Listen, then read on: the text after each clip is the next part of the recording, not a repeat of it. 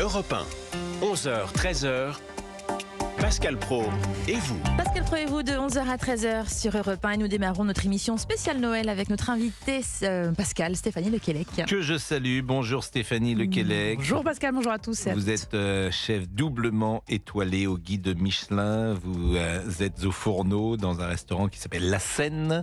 La Absolument. Seine SC. Une scène de théâtre comme cette cuisine ouverte sur la salle. Exactement, c'est avenue Matignon, sont dans le 8e arrondissement, Voilà. un des arrondissements les plus chics de la capitale. Vous êtes à 200 mètres de l'Élysée. Voilà. Le président est venu vous voir Pas d'ailleurs. encore.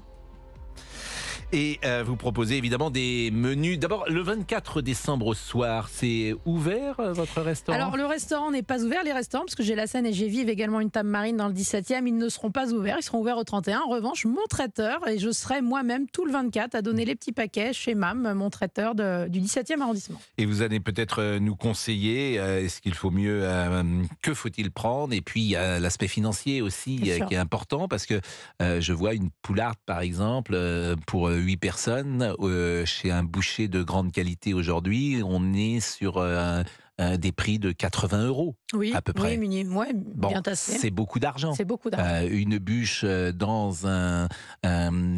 un pâtissier pareil haut de gamme, on sort la bûche à 60-70 Tout à €. fait. Bon. Et à côté de ça, vous avez des gens qui sont en train de nous écouter, qui vont aller dans des supermarchés, qui vont aller, je vais le citer, Picard, pourquoi pas, et il y a une bûche qui est proposée peut-être à combien Au du moins coup que ça, moi je pense qu'à... On est à 5 €, Ouais, 5 €, peut-être, 8 voilà. €. Et effectivement, c'est un rapport de 1 à 10. C'est un vrai sujet. Donc forcément, ce sujet va aussi nous intéresser. Alors nous sommes tout de suite avec Thierry, peut-être. Bonjour Thierry, et merci d'être Bonjour, avec Pascal. nous. Thierry, vous habitez où? Bonjour à votre invité également. Bonjour. Vous habitez où, Thierry? Près de la Rochefoucauld en Charente.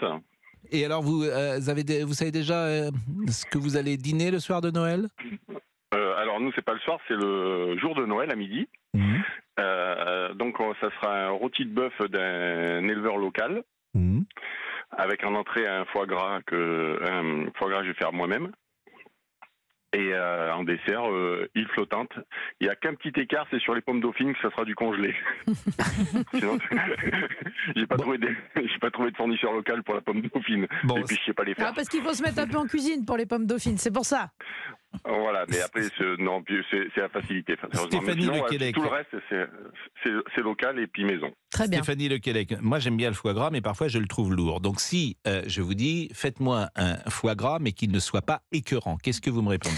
Vous pouvez un peu tricher aussi en retrouvant les saveurs du foie gras, mais sans forcément consommer le lobe tel qu'il est. Et aussi, vous allez édulcorer un petit peu votre addition, parce que si vous faites une petite royale de foie gras, par exemple, vous allez prendre moitié de foie gras, moitié de crème, un petit peu d'œuf, et ça va vous donner une petite royale, un petit flan très tremblotant, vous savez, que vous cuisez comme ça, dans une petite verrine, par exemple, dans un cuiseur vapeur. Et là, vous allez retrouver toute la saveur, l'onctuosité du foie gras. C'est beaucoup plus léger, c'est 3 fois moins cher. Comment vous faites votre foie gras, Thierry?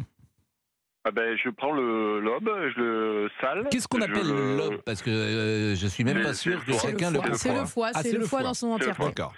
Voilà. Le foie, je l'achète dénervé et je mets du sel, un peu de piment d'Espelette pour parfumer un petit peu, et puis dans une terrine au bain-marie au four pendant une demi-heure, 30-40 minutes, et puis voilà. Et entre le moment où vous cuisez votre foie gras et le moment où vous mangez votre foie gras, est-ce qu'il faut le faire jour. reposer, comme on dit? Un jour. Moi, 24 heures, je le laisse reposer. Oui, et puis le mettre un peu sous presse, que le gras remonte, que le foie Ouais. se tasse un petit peu. Ça veut dire quoi, sous presse? C'est-à-dire que vous allez mettre un poids, vous allez mettre une petite assiette ou quelque chose qui va venir presser votre foie gras avec un poids dessus, type une brique de lait ou ce que vous avez, au frigo. Et comme ça, tout le gras va remonter et la terrine de foie, vraiment la chair va se tasser. Bon, je vais vous poser plein de questions Mais qui je sont suis là les pour questions les plus naïves du monde, pour une raison simple, c'est que je crois que je ne sais même pas faire cuire des pâtes. Ah, Donc je ne ah oui, sais... on part de loin avec vous, Pascal. Ouais, je ne sais, D'accord. mais je le dis, je préfère le dire aux auditeurs, je ne sais rien faire en matière de cuisine. Quel est l'intérêt de faire son foie gras? C'est parce que c'est moins cher, Thierry, ou parce que c'est meilleur? C'est juste déjà d'une parce que je le prends, comme je vous ai dit, chez un éleveur local. Déjà, donc je sais d'où il vient, je sais, je connais la bête où elle était. Et puis c'est le plaisir de le faire soi-même et de savourer quelque chose qu'on a fait par nous-mêmes. Puis c'est pas très compliqué en fait. Hein. Bah oui, non mais c'est toujours tout est compliqué avant d'être simple, comme disait l'autre. C'est jamais compliqué quand on sait, mais pour moi c'est chinois. Tout ce que vous venez de dire depuis tout à l'heure, l'œuf, Pascal. la verrine. Pareil, je pourrais pas le faire moi. Je sais Non, même mais pas. Vous me parlez chinois. C'est vrai, et mais pourtant oui, on peut mais- décrypter, après on peut rentrer Mais dans je plus sais. simplicité, mais Thierry a raison, c'est-à-dire qu'il faut aller chercher le produit en fait à sa source. Je vais vous dire, il faut des fois acheter même des produits plus simples, mais dont on sait d'où ils viennent, comment ils sont élevés, et faire travailler cet artisanat français. Et là aussi, on va faire des économies. Il est 11h10, on va C'est marquer moins cher, une pause. Vous restez avec nous Thierry, on va écouter beaucoup d'enfants dans cette émission, des enfants d'Europe 1, j'ai envie de dire, mais à différents moments, grâce au service archive, le fameux service archive De DJ Sylvain Fab. Denis. Absolument, de Sylvaine Denis. qu'on remercie. Exactement, équipe. on la remercie et on lui a dit faites-nous écouter des enfants qui ont témoigné sur l'antenne d'Europe 1 à tous les âges. Et je crois qu'on écoutera par exemple des enfants des années 50 tout à l'heure. Ah oui, Ah, on a génial. 55, 57, 65. Et ben on écoutera Plein d'années. effectivement tout cela et puis on va parler des repas de fête et puis Oui. pourquoi pas des cadeaux. À tout de suite. Europe 1. Pascal Pro et vous. De 11h à 13h sur Europe 1, notre émission spéciale Noël continue avec notre invité Pascal Stéphanie de Québec et plein de questions à lui poser. Exactement, mais est-ce que nous pouvons écouter une première archive DJ Fab? Et je vous propose quelle première archive? Celle du 4 novembre 1955 avec le Absolument. journaliste André Marin d'Europe 1. C'est une interview de Dominique et Philippe Rimbourg qui sont les enfants de Bourville. Et nous sommes, je le répète, le 4 novembre 1955. J'ai aussi rencontré Nounouche. Bonjour Nounouche. Tu veux pas me parler? Je sais que Nounouche s'appelle Violaine, sa maman s'appelle Marie-Josée avec... Oh, bah, t'es pas gentil Nounouche, tu veux même pas me dire un petit bonjour? Non. J'ai quitté Nounouche et j'ai trouvé un peu plus loin deux grands garçons. Comment t'appelles-tu mon grand? Dominique. Dominique comment? Rimbourg, Oh, Dominique Rimbourg. Et toi mon chéri? Philippe, Rabour. Philippe Rimbourg. Alors, il serait peut-être bon de dire que Dominique et Philippe Rimbourg sont les fils, vous l'aviez déjà deviné, vous le savez, de notre grand ami, de cet artiste que vous aimez tous, qui s'appelle Bourville. N'est-ce pas? Alors, qu'est-ce que tu voudrais que t'apporte le Père Noël, Dominique? Une ferme. Parce que papa a une ferme là-bas, dans son pays. Hein? Est-ce que tu y vas quelquefois? Oui. C'est pas une ferme, c'est une maison. Et voici une nouvelle visiteuse, une très très grande jeune fille cette fois. C'est Tania Constantine, la fille d'Eddie Constantine. Quel âge avez-vous, Tania? J'ai 12 ans. Parmi tous les joujous que vous avez vus ici, quels sont ceux qui vous feraient envie? Oh, je ne sais pas exactement. Le petit aspirateur électrique qui marche vraiment, la petite machine à laver. Très bien. Ça, ce serait joli, n'est-ce pas? Pensez-y. C'est toujours intéressant d'écouter comment un journaliste traduisait l'information et puis comment ces jeunes gens parlaient à l'époque. On est en 1955, donc il y a quasiment 70 ans. On va vous remercier. Thierry, est-ce que... donc le 24, il n'y a rien chez vous, mais c'est assez rare aujourd'hui quand on ne fait rien le Ouais, 24. non, c'est le 25. tous Nous, les c'est le quatre. 25, c'est le Alors, déjeuner. on est en tenue de Père Noël tous les quatre. Ça, c'est la coutume. C'est-à-dire On tous les s'habille quatre en Père Noël. Eh ben, mes deux enfants et puis ma femme et moi, on est habillés en Père Noël. Parce et que vous puis serez que on quatre. passe là. Ben oui. Non mais Bah, en famille, on est parfois, non mais en famille, oui, non mais parfois il y a les parents, les Il y a les oncles, les tantes. tantes. Non, on est tous les quatre en Mhm. comité restreint. On fait notre petit Noël habillé en Père Noël. Et Bon, puis, tous voilà, les cadeaux on sont partage le faits moment. déjà. Le Père Noël vous Ouais, sait ce que ouais, alors, pour votre épouse. Ouais, et Mais- puis nous, pour les enfants, depuis tout petit, on les a habitués à pas forcément avoir des jouets neufs et on utilise beaucoup de seconde main ou de jeux d'occasion. Bah vous avez pas tort. Ils sont complets. Et votre Ils sont épouse, par complets. exemple, est-ce qu'elle sait déjà ce que vous allez lui offrir? Ou est-ce Ben, que ce moi. sera une surprise? Vous Non, c'est une surprise. Oui, C'est pas vous avez ce dit qu'elle- moi, c'est c'est pas ce ça. qu'elle C'est ce que vous avez dit moi, la surprise. C'est Thierry Roland. Je lui demandais régulièrement qu'est-ce que tu offres à ta femme. Il me disait une poignée de main. Une poignée de main. Bon, genre je lui dis bonjour. Bon, donc, mais c'est un cadeau. Elle sera surprise à votre avis du cadeau que vous avez imaginé pour elle? Non, pas plus que ça. Non, elle sera heureuse, ça c'est sûr. Bon, Elle sera contente. Écoutez, joyeux Noël à vous. Vraiment, Merci. Je vous souhaite de très belles fêtes à tous et je vous remercie fête. en tout cas. joyeux Noël à vous. On va être avec Elisabeth également dans un instant, mais on l'a dit, nous sommes avec Madame Lequelec qui est avec nous, Stéphanie. Qu'est-ce que vous conseillez, vous, comme menu idéal? Est-ce que un soir de fête, c'est plutôt la viande rouge? Thierry, c'était un rôti de bœuf. ou vous allez sur du chapon, une poularde de Brest? Moi, je vais sur une volaille, mais je vais sur une volaille un peu moins chère. On en parlait tout à l'heure, une poularde, c'est des fois très cher, etc. Donc moi, je préfère peut-être prendre un beau poulet fermier chez un bon éleveur en direct quand on a la chance d'habiter parfois en province ou pas très loin de Paris, ou chez son artisan boucher. Voilà, il faut voir des fois plus simple, mais mieux fait. Cuisiner un petit peu, l'agrémenter d'un petit peu de champignons, le pocher gentiment dans un bouillon avec une belle brassée d'herbes fraîches, de l'estragon notamment, puis ensuite faire une petite sauce suprême avec ça, donc un petit peu de beurre, de farine. C'est combien de temps de cuisson? C'est pas tant que ça, parce que moi, ce que je propose justement pour profiter du réveillon au soir, c'est de le travailler un peu plus en fricassé, vous voyez. Comme ça, après, vous mettez dans la cocotte à feu doux pendant que vous prenez l'apéritif et l'entrée. C'est pas dans le four? Et ça, si vous voulez une volaille rôtie, vous le faites dans le four. Mais moi, sur ce soir-là, pour pas rater la cuisson, que ce soit trop sec, je pense qu'il faut opter pour une volaille pochée en sauce qui va mijoter tranquillement. Et pourquoi c'est sec, justement, souvent, le poulet? Parce que c'est une viande qui est pas très grasse, en fait. La volaille, c'est une viande, d'abord, quand ils sont bien élevés, ils courent pas mal, donc ils développent pas trop de gras, quoi. Ils sont très musclés, les poulets. Et puis, c'est une viande qui est très faible en matière grasse. Donc, forcément, ça dessèche très vite. Donc il faut le nourrir un peu. Si on fait une volaille rôtie, il faut y glisser sous la peau, vous savez, un petit peu de beurre aux agrumes. Un poulet fermier pour 6. Poulet fermier pour 6, bien élevé, vous allez payer ça entre 20 et 25 € chez un bon boucher.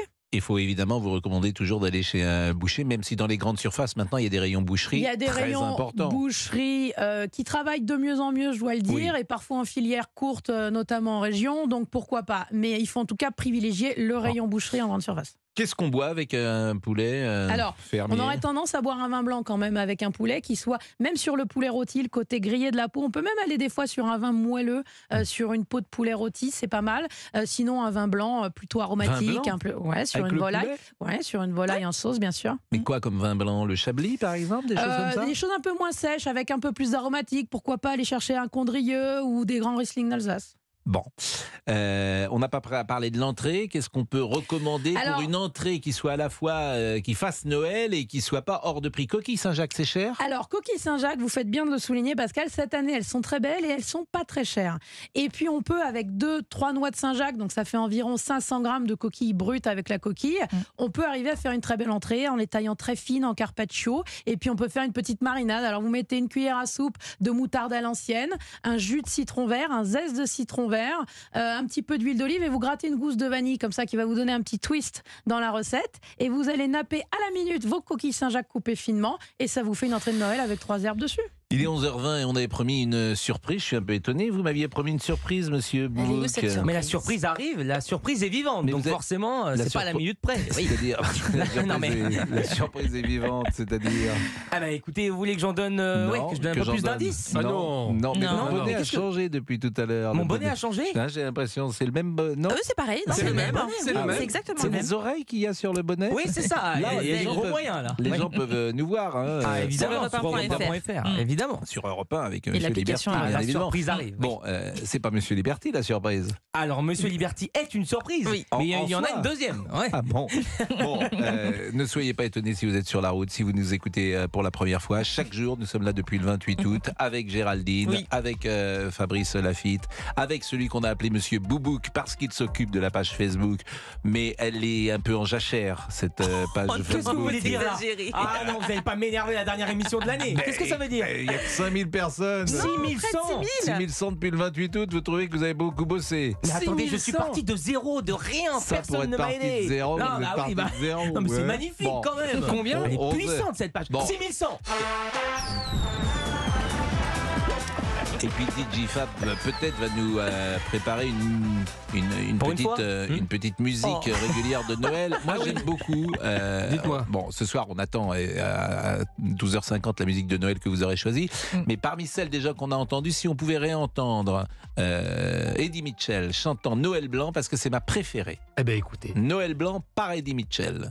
Eh bien écoutez. Et puis on écoutera une deuxième archive, parce que les archives des enfants, on aura un reportage de Philippe Labro au Jardin des Tuileries en 1957. Le 25 décembre 1957, Philippe Labro. Alors ça c'est beau. Qu'on a reçu d'ailleurs. Qu'on a reçu, oui. bien sûr, au Jardin des Tuileries. À tout de suite. Europe 1, Pascal Praud. De 11h à 13h, Pascal Praud et vous sur Europe 1. Stéphanie Lequelec, chef doublement étoilé au guide Michelin, le restaurant La Seine, avenue Matignon, dans le 8e arrondissement de Paris. Pardonnez-moi de parler toujours de prix, mais je pense à ceux qui nous écoutent. Un 2 étoiles dans Paris, à l'endroit aussi chic dans lequel vous êtes, c'est pas donné leur pas, j'imagine. Alors c'est pas donné, mais on a un menu déjeuner en 5 services avec des très beaux produits comme de la langoustine, etc. à 145 €. Donc c'est beaucoup d'argent. Ah oui, parce que si vous c'est êtes à beaucoup deux, d'argent, mais ça peut être un joli cadeau. C'est sans les vins, ça. Sans les vins, mais on a des vins tout à fait abordables aussi. On met un point d'honneur là-dessus. Oui, je suis d'accord avec vous, mais la première bouteille, j'imagine. On n'est pas obligé de prendre tout de suite une bouteille, Pascal, on peut se faire plaisir avec un verre de vin. Par exemple. Moi, ça c'est quand je vais dans les grands restaurants, et ça peut m'arriver, je regarde les cartes des vins. Et parfois, il y a des vins Pétrus, ces grands vins, et qui sont proposés à des prix mais astronomiques. 5 000 €, 8 000 €. Il y a des gens qui achètent ces bouteilles-là. Il y a une clientèle pour ces bouteilles-là qui sont des vins niches dont on a la chance d'être allocataire et qu'on ne trouve pas partout. Donc effectivement, il y a des clients pour ces vins-là. Et par exemple, du Pétrus, vous en avez? J'en ai. Vous avez combien de bouteilles de Pétrus? J'en ai pas beaucoup, je dois avoir 3 millésimes, mais j'ai deux bouteilles de chaque millésime. Et elles sont proposées à quel tarif? Elles sont autour des tarifs que vous venez de citer. C'est-à-dire 10 000 €? Non, on est entre 3 et 5 000 en fonction du millésime. C'est quand même extraordinaire, vous vous rendez compte? Oui, mais vous savez qu'on les achète déjà plus cher. Les voitures de Monsieur Boubouk, c'est 3 000 €. Mais bon, il y a pas qu'il y a Alors, que les je pense roues que à ce beaucoup de prix-là. nos auditeurs ont des voitures à 3 000 €. Si, c'est 3 000 répandu.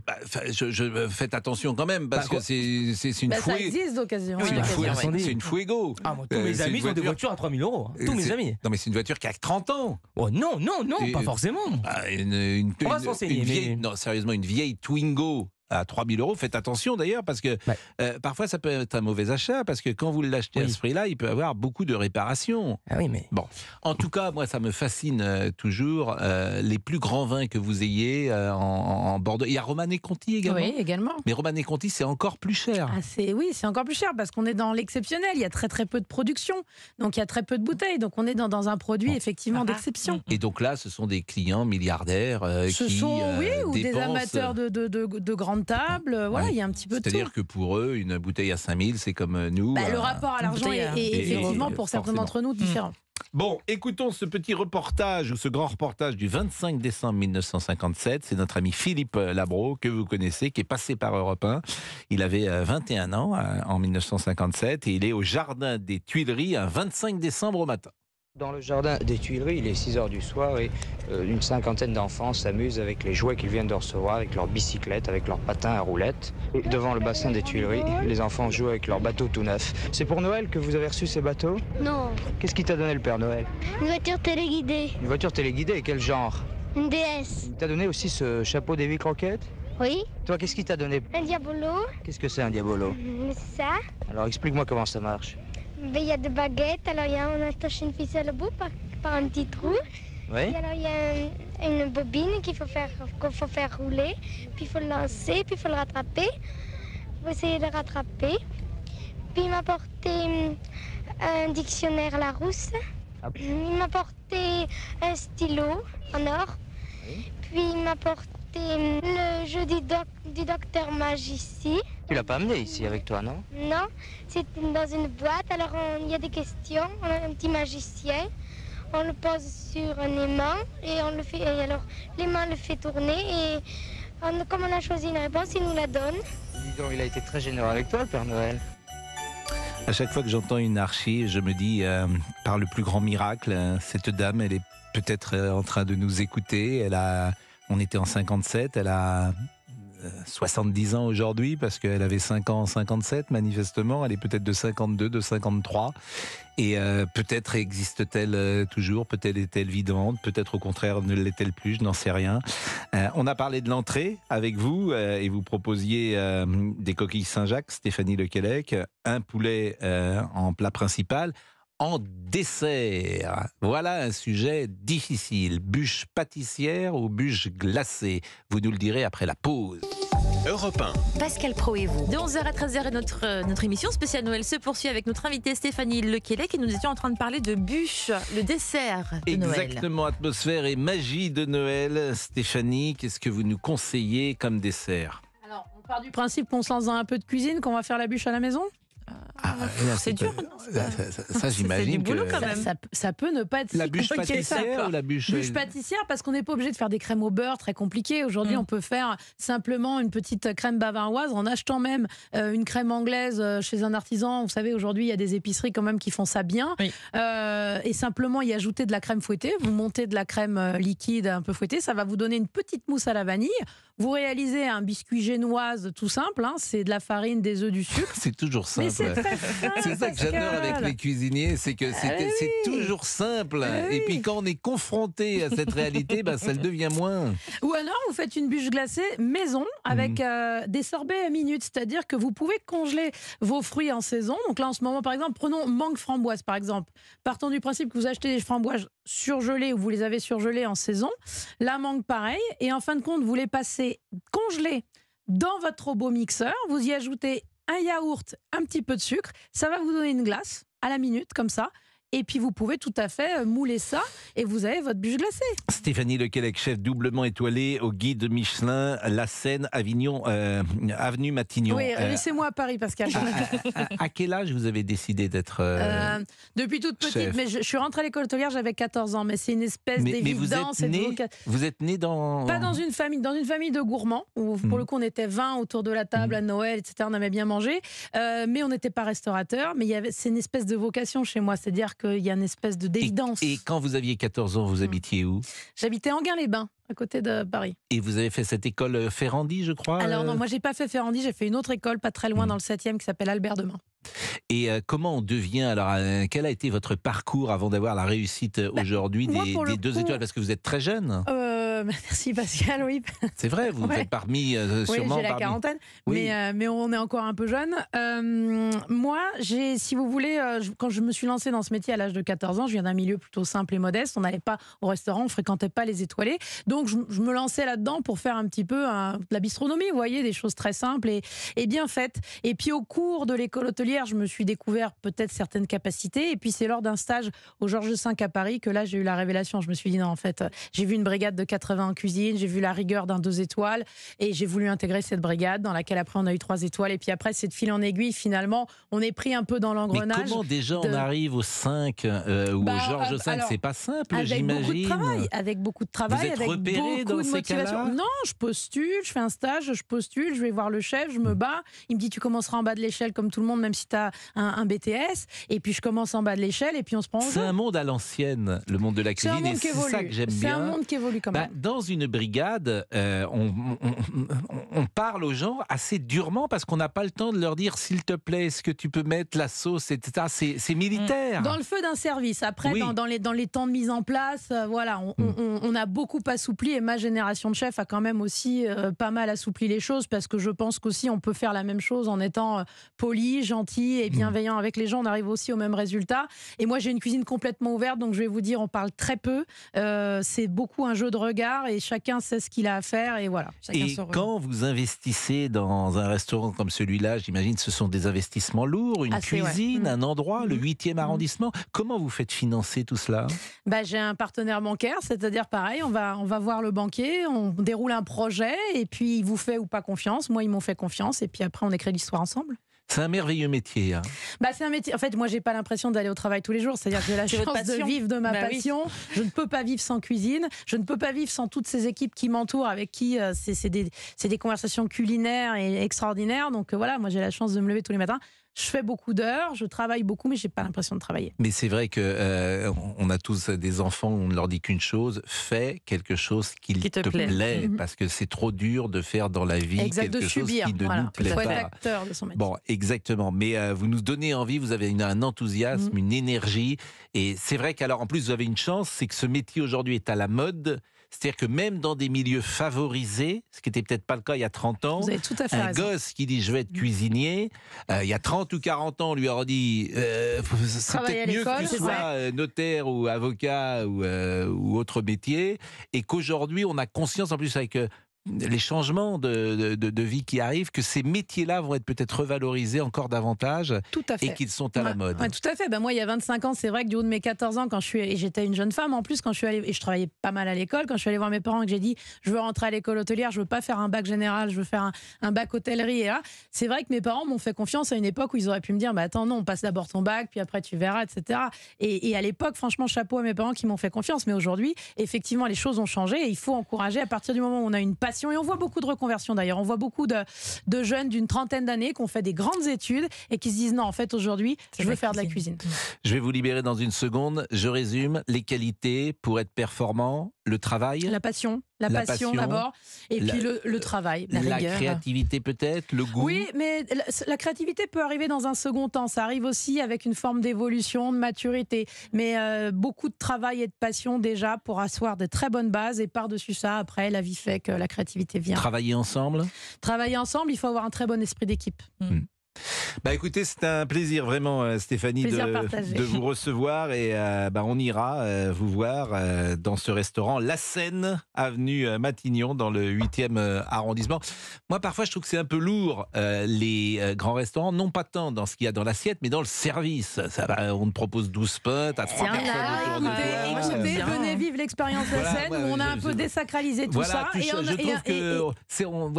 en attendant, si vous voulez faire plus simple, je serai toute la journée du 24 dans mon traiteur du 17e arrondissement chez MAM, où là on vous concocte les bûches et les menus à emporter pour que vous n'ayez rien à faire. Une petite archive peut-être qu'on peut vous proposer avant que vous partiez ou après la pause. En 1965, ce que les enfants ont eu pour Noël, ça sera après la pause? On peut la faire maintenant. Allez, écoutons avec Stéphanie Lequelec ses enfants. Qu'est-ce qui vous a apporté le Père Noël? Moi, du chocolat, et puis une mitraillette, une trottinette, et des chocolats, puis des petits sous, pas en vrai en chocolat. Des petits sous! Des petits sous. Merci Stéphanie Lequelec et joyeux Noël. Joyeux Noël, même si, alors je le dis, cette expression est incroyablement subversive aujourd'hui. Ah oui, dire joyeux Noël, c'est quasiment un acte de résistance. Eh bien, joyeux Noël à tous et notamment à ce jeu. On pense à eux depuis 11h, ceux qui ont déjà pris la route. Oui, la route des vacances. La route vacances. Pour rejoindre la famille, pour fêter Noël. Et vous savez, quand vous partez comme ça, vous quittez Paris et que vous arrivez parfois chez vos parents, c'est pas qu'un voyage dans l'espace, c'est un voyage dans le temps. C'est-à-dire que vous allez arriver chez vos parents, vous allez avoir 12 ans, 13 ans. Mets ton pull, est-ce que t'as pas froid? Vous allez retrouver la chambre. Exactement, vous allez retrouver votre chambre d'enfant. Les photos, etc. les posters. Les disques. Vous saviez quoi, Pascal, sur votre mur comme poster? Moi j'avais des posters de footballeurs. Moi j'avais Henri Michel. Que du FC Nantes. Oui, là, quand j'avais 11 ans, 12 ans, j'avais des posters. D'ailleurs, c'était pour mettre des posters dans sa chambre. C'était déjà une bagarre parce que ça tes faisait parents, des trous exactement, dans le papier peint. Tes parents te disaient voilà, tu vas pas mettre des posters dans ta chambre, il y a la tapisserie. Non, mes parents, ils disaient oui, mais moi chez moi c'était sévère, madame. Donc il y avait des posters effectivement d'Henri Michel, des joueurs de football. La pâte miracle qui s'accroche sur les murs n'existait pas, c'était les punaises. Bien sûr. Bon, à votre époque en même temps, il n'y avait pas de posters. Vous quand vous êtes né, c'était les jouets en bois, c'était des posters en bois même, je crois, gravés directement. Vous aviez des photos de la guerre de 14 qui illustrait le temps que vous aviez vécu. Exactement.